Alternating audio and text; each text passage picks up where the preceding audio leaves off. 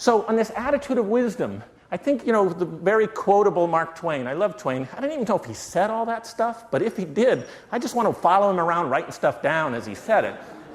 And he said at one point in his life, he said, it's not what you don't know that gets you into trouble, it's what you know for sure that ain't so, right? And this know for sure stuff can be really a problem for lots of people. I was in Istanbul recently with a very charismatic executive vice president at Best Buy, a big retailer. And he told a story from before he joined the organization. He told this story about one of these things that you know for sure that ain't so. Apparently, in 2001, Best Buy, then as now, the largest consumer electronics retailer in America, right? So they know a lot about consumer electronics. They know a lot about people buying media, things like that. They want to expand their influence. And so they're looking around with their mergers and acquisitions hat on, and they find this company called Musicland. Musicland, really big deal. They owned Sam Goody stores. They were a force to be reckoned with at the time. They had 1,300 stores, biggest retailer of audio CDs and DVDs in America. And the management team of Best Buy thought this was really strategic. They were willing to pay billions of dollars for Musicland because it expanded their empire. It was so good. 2001 this is, right? Because they're confident. They know how people buy consumer electronics. They know about media purchases, except for one thing.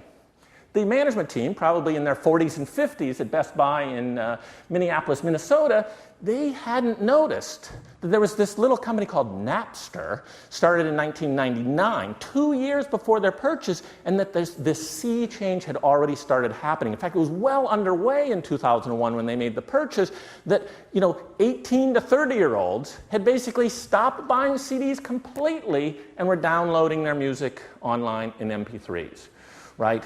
And so this very smart group of people, I've met some of the management team, and they're very smart people, take nothing away from them, but they make this strategic mistake because they were sure that they knew about their market. And Kal Patel, this executive vice president telling the story, says, before the dust settled, 5 years later when Musicland went bankrupt, Best Buy had lost $1 billion. Right? So they lost $1 billion because they were overconfident in their knowledge of the market. And he says the really ironic thing of this is the trend had started with 18 to 30-year-olds. He said, ever been in one of our stores? He says, who's working in there? 18 to 30-year-olds.